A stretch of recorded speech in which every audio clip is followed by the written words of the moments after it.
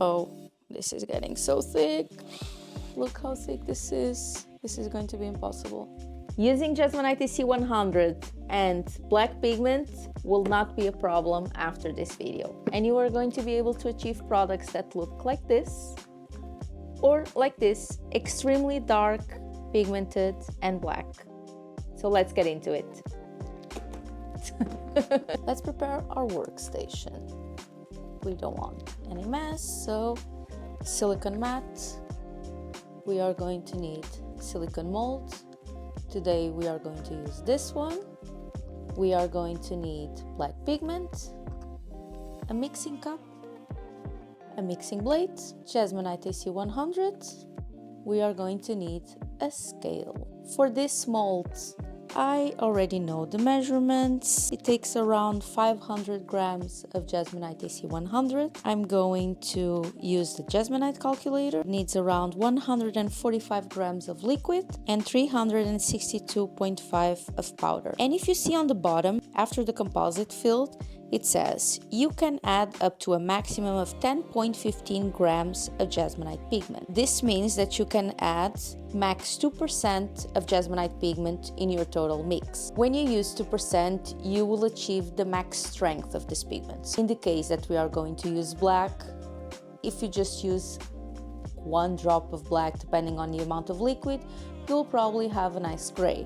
But we want to achieve a very pigmented piece, a truly black colored piece. And for that, we are going to use 2% of this pigment. And that's when we run into problems. A lot of people cannot achieve a truly black, or you run into issues because the mixture is too thick. But we're going to do this together, and we're going to troubleshoot it together as well. Mix it. 145 grams of liquid. This is the time that we are going to put our black pigment. So shake it very well. And we're going to put 10 grams of black pigment. Now the black pigment is extremely thick, so you need to be super careful when you are pouring. Let's put it to zeros super carefully so we don't add too much. It's extremely easy to add too much. Okay, 8.3,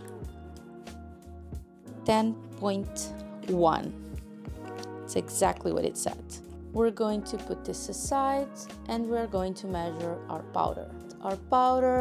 First we're going to mix the liquid with the pigment with our mixing blades.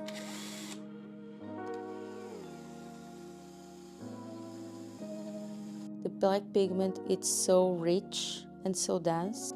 Now that we have this mix, we are going to put our powder, because this is actually not a lot, and we have a mixing blade. I'm just going to add the full amount of powder.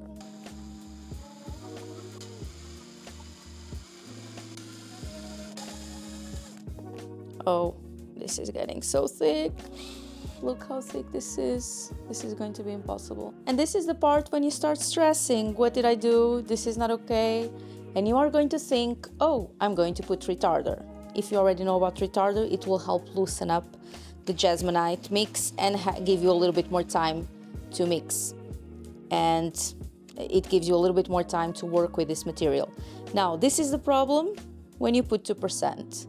And what are we going to do? How are we going to fix it? We are not going to add retarder, we are going to add more liquid. We are going to add a little bit of Jesmonite liquid, and that's what we're going to do. So we're going to try to loosen this up. You see that it still looks black, but now it's way more runny. We're still going to mix it a little bit to make sure that Jesmonite is really well mixed without any powder clumps. I believe this still needs a little bit more liquid, so I'm just going to add a little bit more liquid so we have a little bit more time to work with it.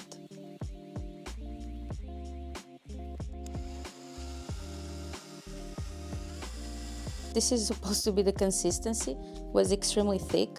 So I advise that when you're working with Jesmonite AC100 and with the black pigment, because it's so thick, I would advise not to put the 2%, just add a little bit less. maybe 1.8%, and then you can always adapt, like, because if you see that it's extremely thick, you can just add a little bit of liquid. Do not add retarder. If you add retarder, it's going to have the opposite effect and it's going to become even thicker. Believe me, we learned it the hard way. This is already well mixed, and we are going to remove some bubbles. You can bump it.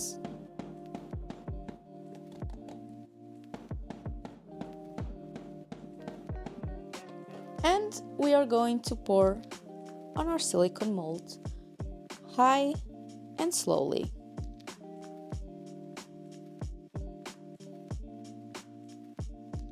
Now what we normally do is that we're going to bump the mold, remove air bubbles. If you have a vibration table, it would be helpful.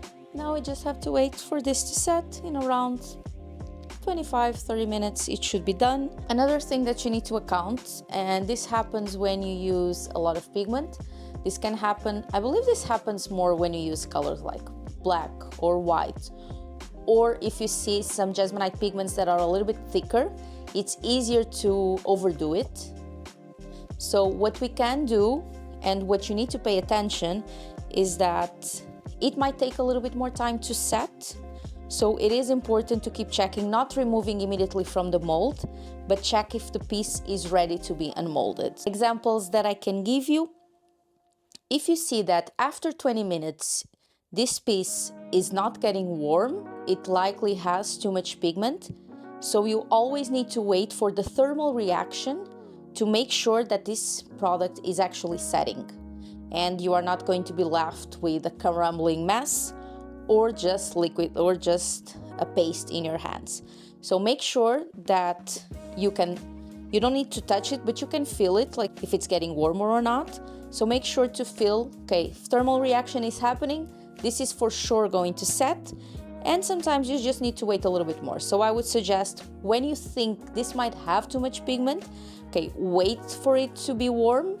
Make sure that it's extremely warm, and also wait for it to cool down. If you have this reaction of getting it warm and then cooling down, your product is going to work perfectly, and you are going to be able to unmold. So now let's wait. Let's see if this is ready to unmold. If I hover my hand, I can feel that it is still a little bit warm, but it is getting colder.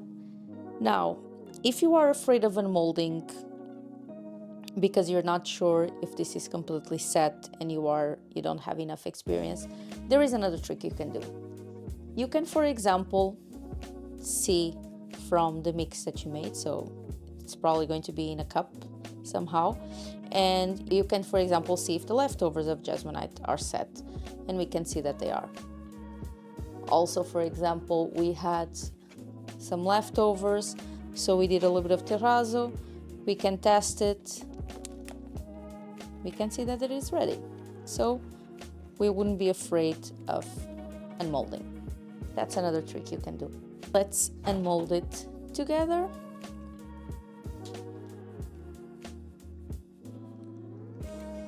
We can see that the product is truly black, and it's going to look even better after sealing.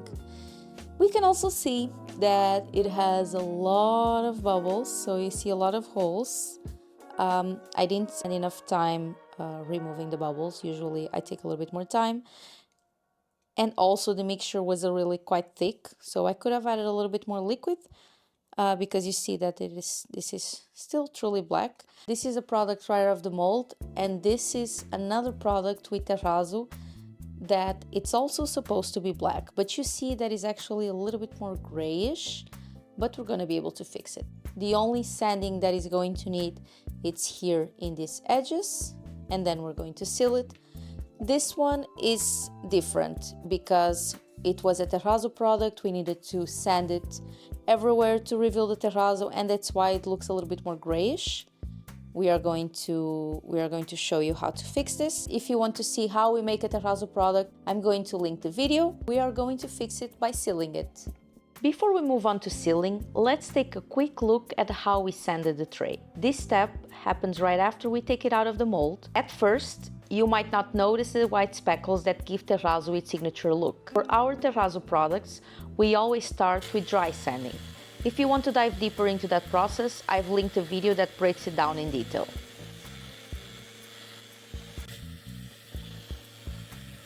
Notice how the sanded surface starts to turn a bit grayish compared to the untouched areas?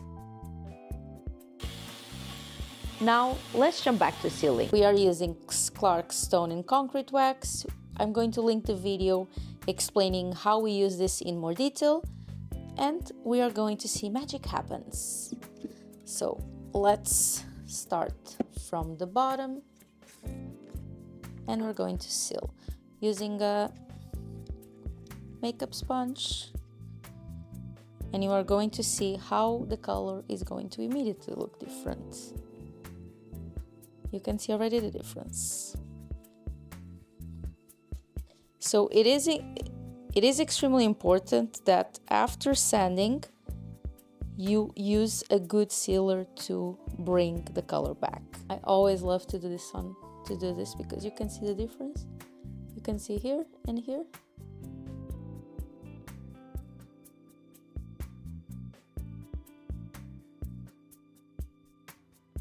It is black, both of them now are black. We're just going to lightly wet sand, especially to remove the edges. Starting with 120 grit. And now we're going to go and finalize with a 400 grit.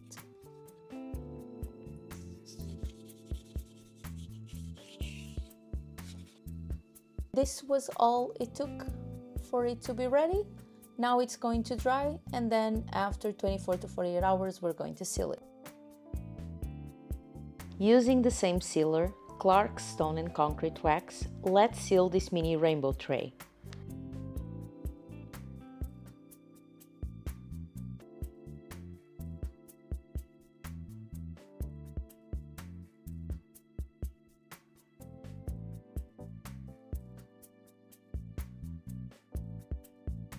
The results are in. It's a true black finish, and now you can achieve the same. What topics would you like us to cover next? Don't forget to subscribe and share your thoughts in the comments below.